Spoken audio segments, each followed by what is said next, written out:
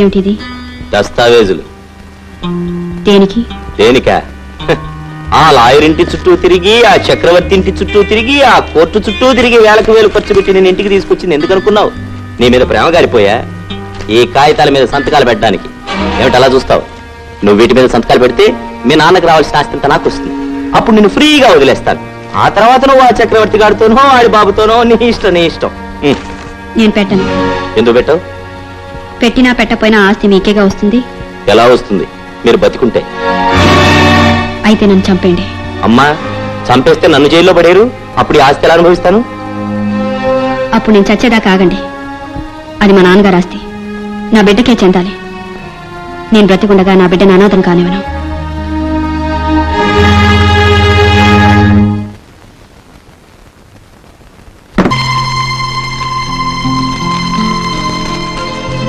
ప్రేమ లేని చోట నాకు స్థానం లేదు.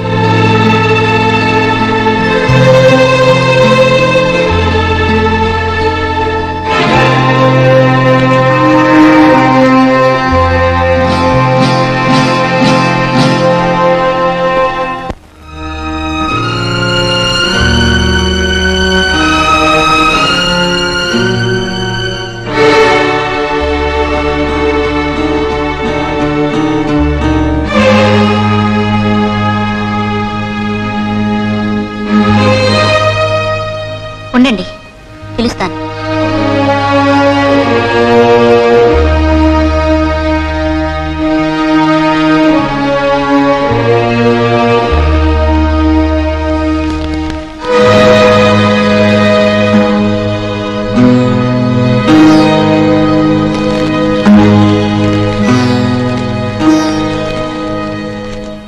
చక్రవర్తి గారు, మొదటి నుంచి నా మీద ఎవరు జాలి చూపించినా నేను భరించలేను. ఇంకొకరి సానుభూతి, దయ అంటే నాకు అసహ్యం. నా మీద ప్రేమ లేదు అని మీరు చెప్పిన తర్వాత మీ దగ్గరే పడి ఉండాల్సిన అవసరం నాకు లేదు. మీకు నాకు ఉన్న బంధం ఇదొక్కటే. ఇంత జరిగాక నేను మీతో కాపురం చేయటం అనేది జరగని పని.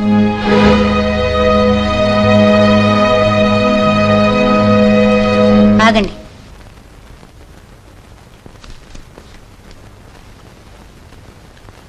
గౌరీ, రజని, లోపలికి రానివద్దన్నానా? నేనే వచ్చా. ఉత్తరం చదువుకోలేదా? గౌరీ, నిన్ను తీసుకెళ్ళడానికే వచ్చాను. మీరెవరు, నేనెవరు? నువ్వెవరా? ఏ అలాంటే తప్ప? నువ్వేమన్నా తప్పలేదు. తప్పంతా నాది. రా, ఇంటికి వెళదాం. నేను ఎవరినని మీతో రావాలి? కట్టుకున్న భార్యవి గనక. మీరు కట్టిన తాళి తిరిగి ఇచ్చేసానుగా. ఇచ్చినంత మాత్రాన భార్యవి కాకుండా పోతావా? ఎవరు భార్య, ఎవరికి భార్య? నాకేదో మొగడే రానట్టు, పెళ్లే కానట్టు, గతే లేనట్టు ఆ ముసలాడు మీ దగ్గరకు వచ్చి బతిమాలితే మీరేదో నన్ను ఉద్ధరించడానికి ఆ 3 ముళ్ళు వేసి పారేశారు. ఇష్టం లేని వాళ్ళతో కాపురం చేయడానికి నేను పశువుని కాను. గౌరీ, కోపంలో నువ్వు ఏదో అన్నావు, నేను ఏదో అన్నాను. ఇష్టమే లేకపోతే ఇన్నేళ్లు ఇద్దరు కలిసి కాపురం చేసేవాళ్ళం కాదు. ఇద్దరు పిల్లలకు తల్లిదండ్రులు అయ్యేవాళ్ళం. పశువులు కూడా కంటున్నాయి, ప్రేమతో కంటున్నాయా? ఏదో తాత్కాలిక ఉద్రేకం. సరే, నాదే తప్పు. ఆ మాట అనడం నాదే తప్పు. అన్నందుకు క్షమాపణ చెప్పుకుంటున్నాను. రావెడతాం. నేను రాను. నువ్వు వస్తావే, నువ్వు వస్తావు. ఎక్కడికి రమ్మన్నా వస్తావు, ఎక్కడ కాపురం చేయమన్నా చేస్తావు. కానీ నీతో నేను కాపురం చేయొద్దు. చెయ్యొద్దు. నన్ను నా బిడ్డని హింసించొద్దు. హింసిస్తా, బతికే కాదు, రేపు చచ్చి కూడా హింసిస్తా.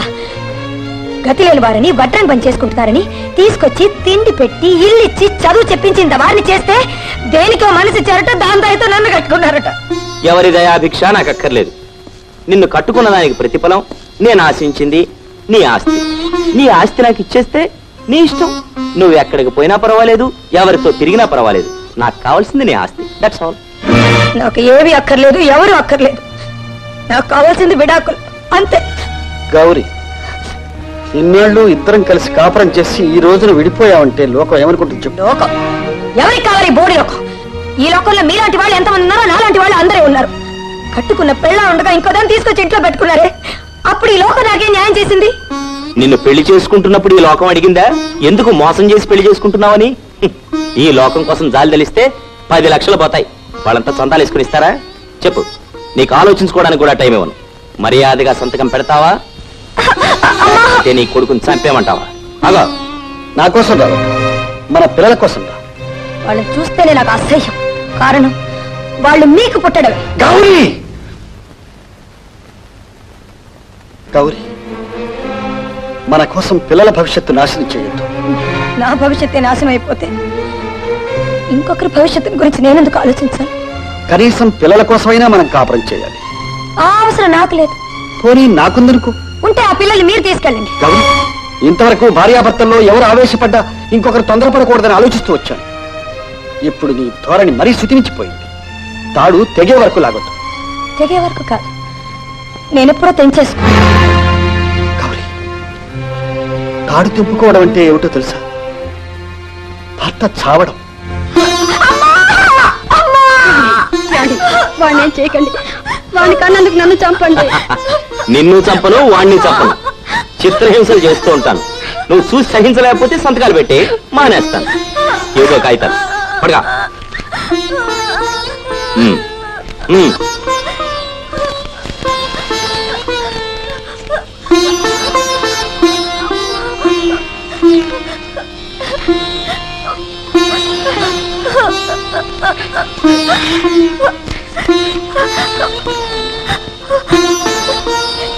గౌరీ, ఏ చరిత్ర చూసినా ఆడదానికి మగవాడి అన్యాయం చేశాడని, మగవాడి అరాచకం వల్ల, రాక్షసత్వం వల్ల ఆడదాని జీవితం సర్వనాశనం అయిపోయిందని ఉంది.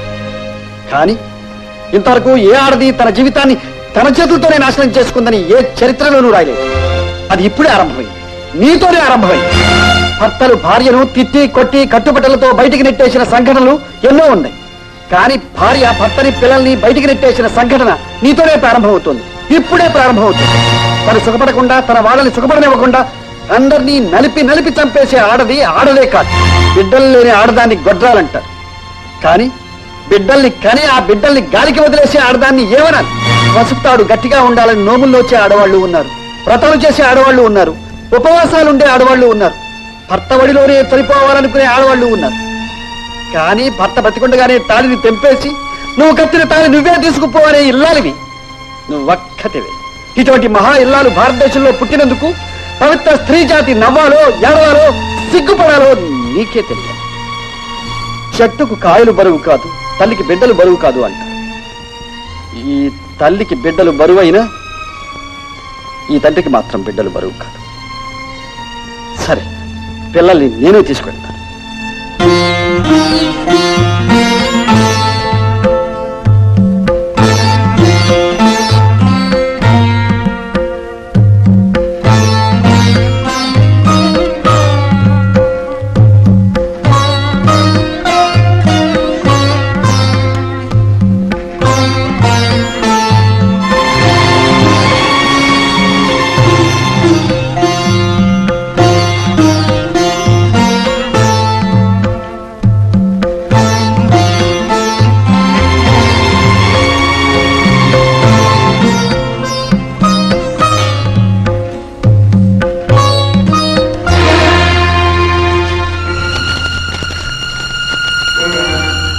చక్రవర్తి గారు, క్షమించండి.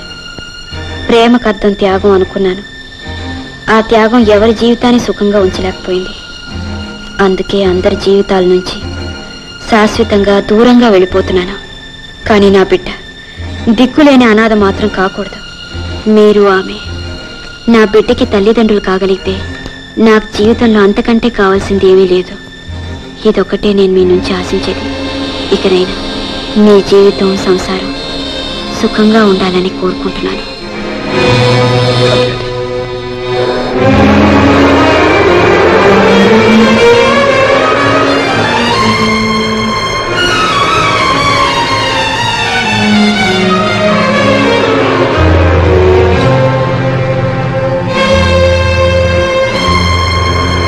కళ్యాణి,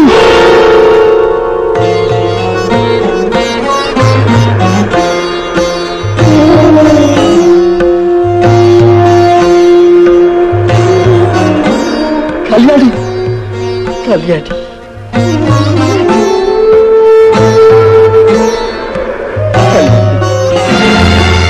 ఏం జరిగింది? సముద్రంలో పడి చచ్చిపోతే మేమే తీసుకొచ్చాం. అవునమ్మా.